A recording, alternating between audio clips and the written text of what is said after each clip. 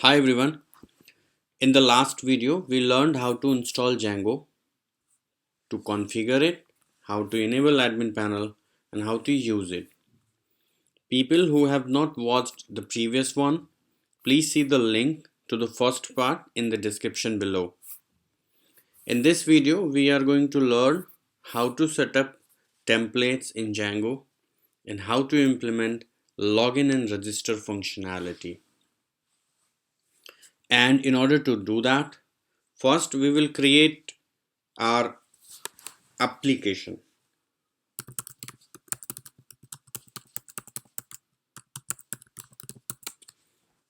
So I've created this application to develop the login and register functionality. We will now add it in the installed applications.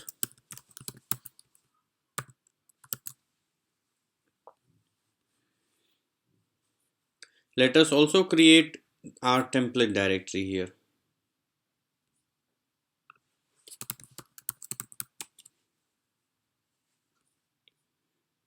And now here we will let Django know where to find for the templates. Now let us create the model here. Okay, one important aspect which I want to highlight here is that Django provides a default user model, and in order to simplify the process, we will use the default model here and create a user profile model which will store other important information related to a user. So let's do that. So our user profile model is created now, which is in one-to-one relationship with the user model. So every row in the users table will have one row in the users profile table. So now that we have created the model table, we will create the forms which will handle the form submission functionality.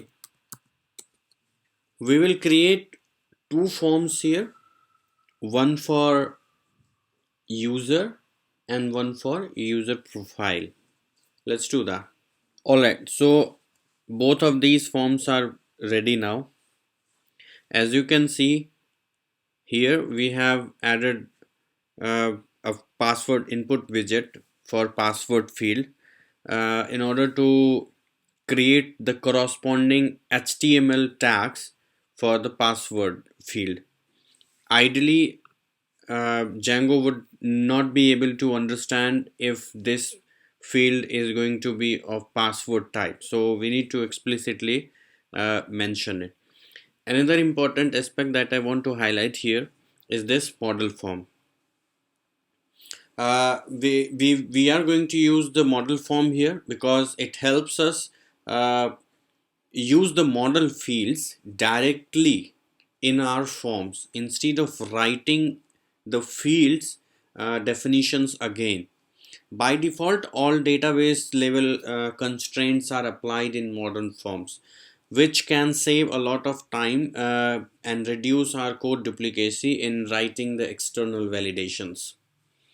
So, and another important point here is that we are creating a forms instead of creating the forms in HTML. We are creating forms here.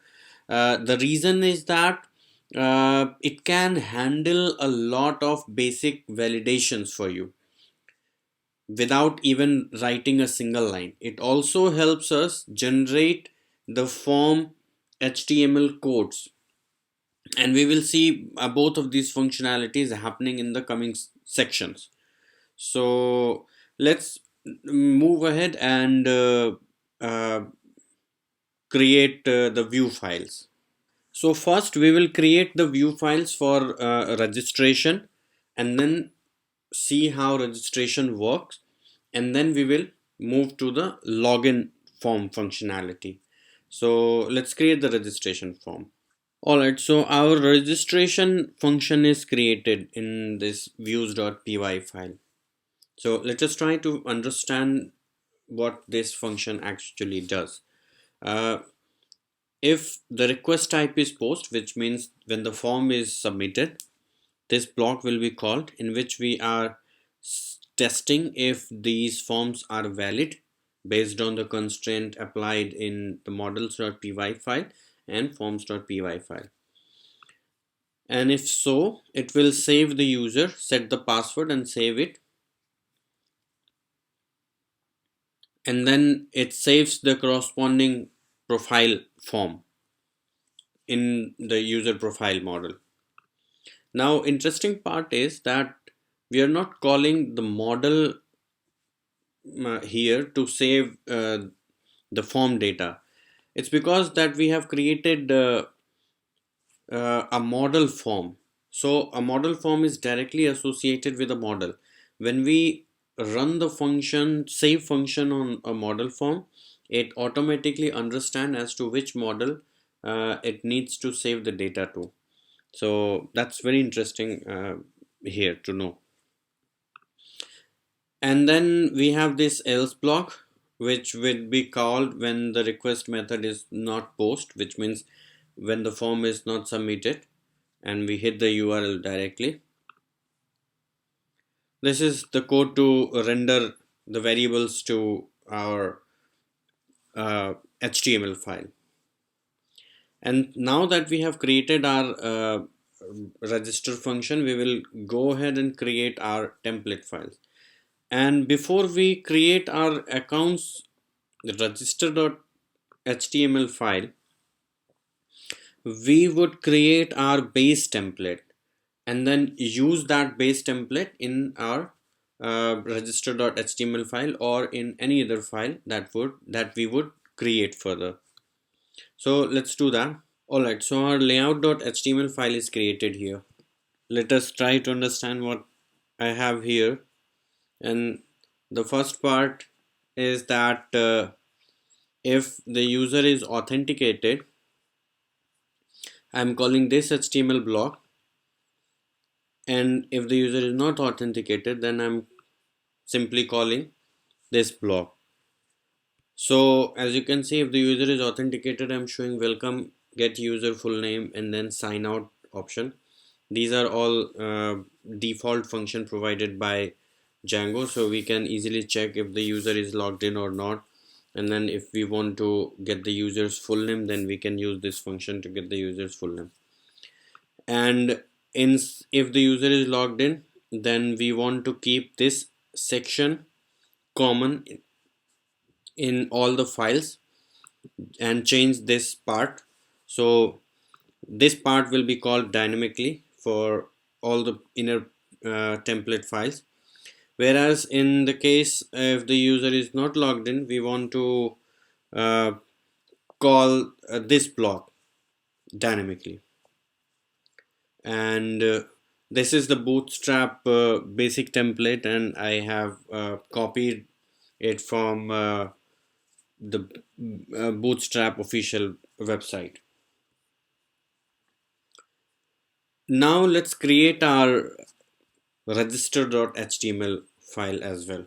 Okay, so our register.html file is created, and you can see that I have extended this layout.html file which we just discussed, and then inside this block content we have this code to list the form fields here, and we have this message section here. So if the message is set, then we would show the message. If the message is not set, then we would show the form. Now let's make an entry for this register function inside our urls.py file.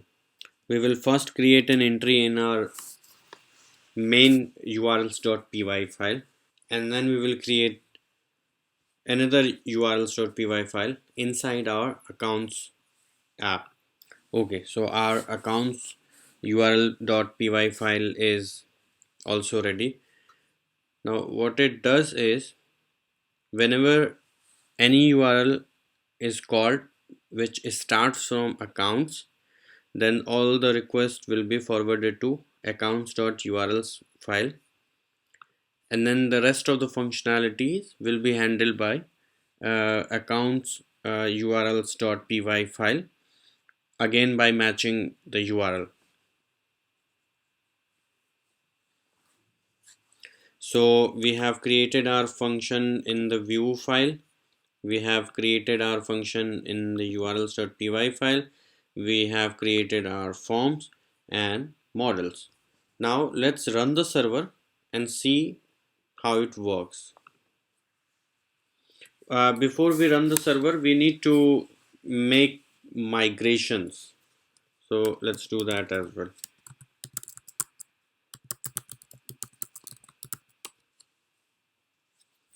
And then we will migrate.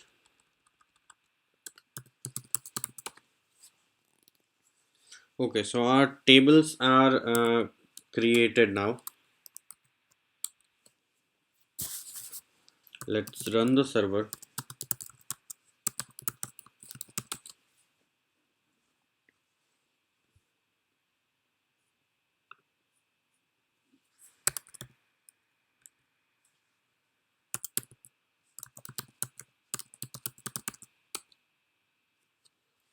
Okay, we will fill the form. Okay, the user has been created successfully. Now in order to verify it, we will go to our admin section.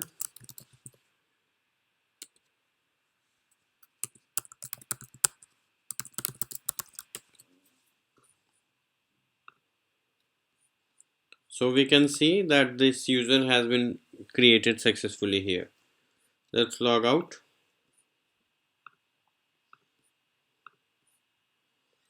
We can go back to our code again. And now we will work on the login functionality. We will create our login form here first. Alright, so our login form is created now. And now we will go to the views.py file to create the view function. Let's do that. Alright, so our view function is also created. And let's go through this function as well. This is again, if the form is submitted, then this block will be called. And then if the login form is valid, then we will call the Django function authenticate to authenticate the user. And if the user is active, then we will call this login function, which will technically create user's session and log the user in. And otherwise we are going to should display this message, your account is not active. Now what we want here is, if the user is logged in, then we want to redirect this user to uh, maybe a home page or so. So let's create a function for that too. Alright, so our function is now ready, and we are calling it a dashboard function, which does not do anything special but just renders the HTML file for now. And we will create an entry for both of these functions in our urls.py file.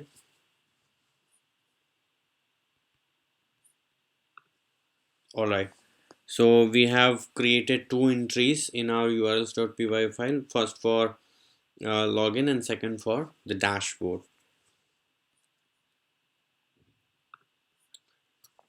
Now in this view file, what we want is that when the user is logged in, we want to redirect this user to its dashboard page.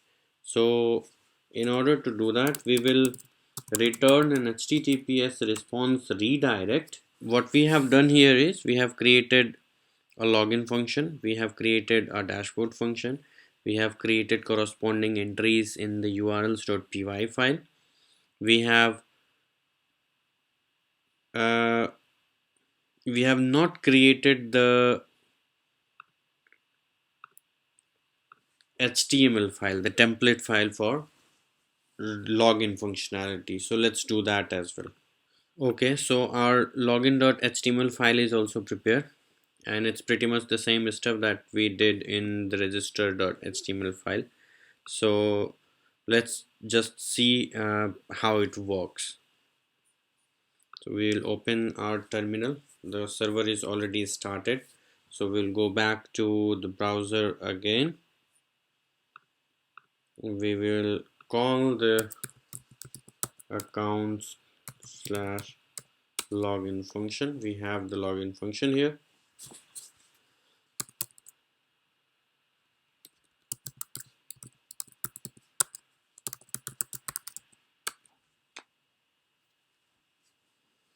Okay, so our post.html does not exist yet, so let's do that as well.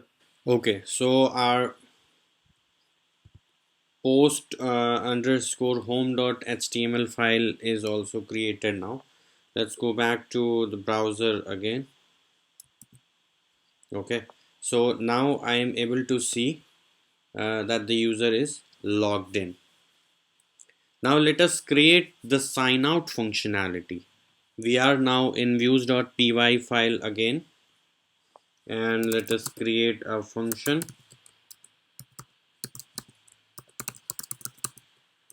Alright, so now our logout function is created now. So when this function is called, it calls default logout function from Django, and then redirects the user to accounts.login page. We will create a corresponding entry in our urls.py file. Let's go to the accounts url.py file and make an entry here. We will now go back to our layouts.html file and add this URL for uh, for logout functionality. Okay, so you can see I have added URL accounts logout functionality here, and as you can see I have called it this way. So accounts is my app name and logout is the URL name. Let's go back and try it in the browser.